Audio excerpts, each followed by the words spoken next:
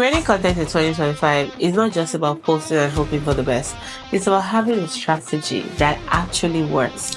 2025 is really shaping up to be a unique year in the marketing space. We're seeing a shift in how people consume content, a shift in how they want to be spoken to. AI is everywhere and mainstream now.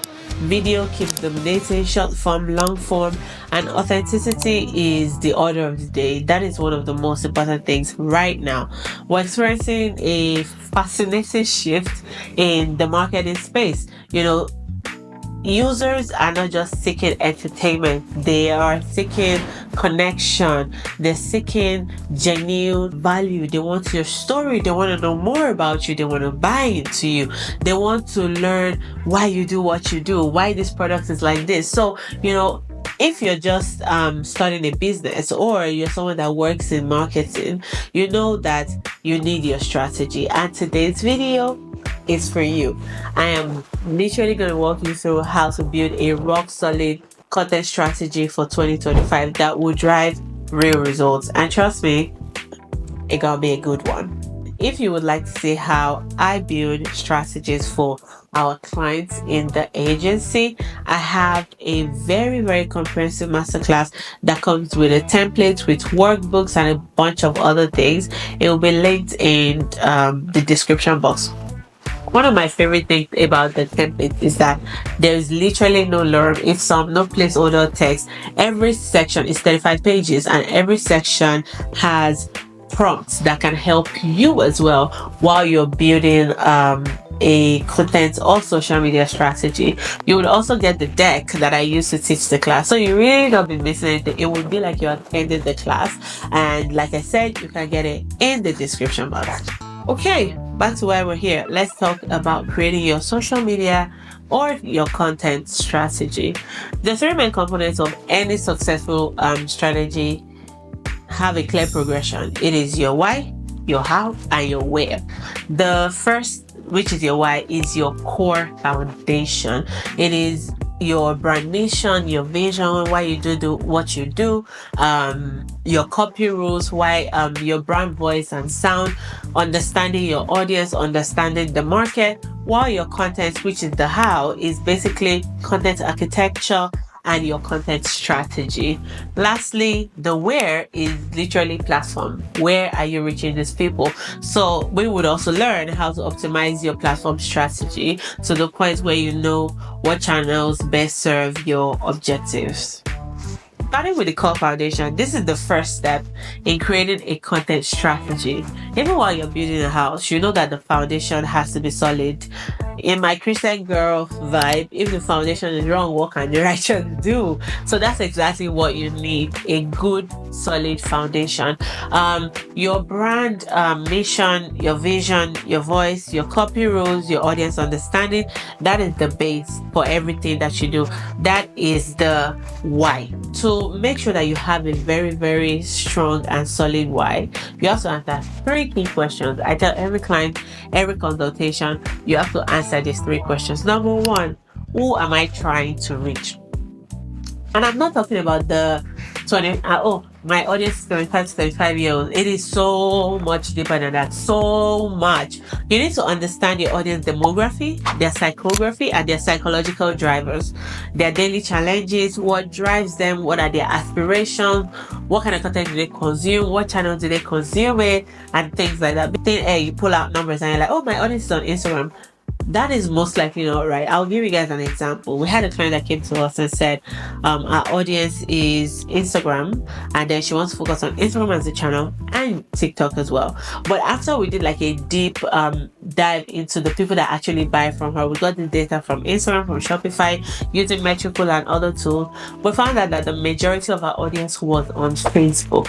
By the time we started working together, we focused on Facebook that everybody thinks is dead. And every time she has products in stock, she always sells out, like consistently. Think about it. If we did not understand our audience psychography, we would not have known the platform to focus on, which is why I say it is your why. You don't have to be on TikTok because everybody else is on TikTok. Your audience might be on Pinterest, your audience might be on LinkedIn, your audience might be on what other channels are popping up? Be Real. I don't even feel like people use Be Real anymore. So you have to have these insights to make an informed decision of the people you're speaking to and how you want to speak to them. Number 2, what is your unique value? What sets you apart from everybody? No, it is not a cliche. If you don't know what sets you apart, you will look like everyone. For example, for us as an agency, one of the things that set us apart is that we are data focused. We use data to create effective content and not just like pretty posts, because a lot of marketing agencies, they'll just throw big words at you and, make things look aesthetically pleasing, but they don't follow the numbers. The numbers is what lets us know what is working, what is not working, and what we need to fix. So I need you to write down 4 sentences and list 4 things that make you different from everybody. It can be that, your skincare products work faster. It can be your own experiences. It can be your story and how, you produce your things, or where you source your raw materials. But if you don't have differentiators, you would sound like everyone, you will look like everyone, and you'll most likely not get results, because it's like so much noise and nothing is really, really different. So remember I said 3 questions. The 3rd question is, what are your goals? I have had clients come to me without goals, and they want me to set social media goals. Here's the thing: if you don't have goals, I cannot set social media goals, because social media goals are supposed to help your business goals. If your goal is conversion, then I, as a marketing person, I can set goals like conversions, like click. If your goal is awareness, I can set goals that are tailored to like reach and impressions. You need to stop throwing spaghetti on the wall and thinking of what sticks, and then you cannot keep setting like vague goals. I want to reach 2,000 followers. Why? I always tell business owners, think deeply as to why you're setting these goals. Is it because everybody and their grandparents have 2,000 followers, or because you just want to look good on social media? You have to think of what goals actually align with yours, what goals actually help you to make money. Because in the end, right, a lot of us, the major reason why we're on social is to convert, is to see money in your bank account and things like that. So if you have social media goals that are not helping you to achieve your business goals for the year or quarterly, it literally does not make sense. So set goals. In 3 months, we want to do this. In 4 months, we want to do this. And I will talk more about tracking and, analyzing. But when you set goals that have timelines, you can set social media goals, and then you can take learnings from that. I know that was a lot. I know. And that's why this is YouTube. You can always watch it over and over again. Feel free to pause me, rewind, all of that good stuff. One of the ways that you can avoid content overwhelm is breaking into like 2 big categories, which is franchised and non-franchised content. So your franchise content is like your reliable TV show. Where I come from, every Thursday there was something called Super Story. It's a super story.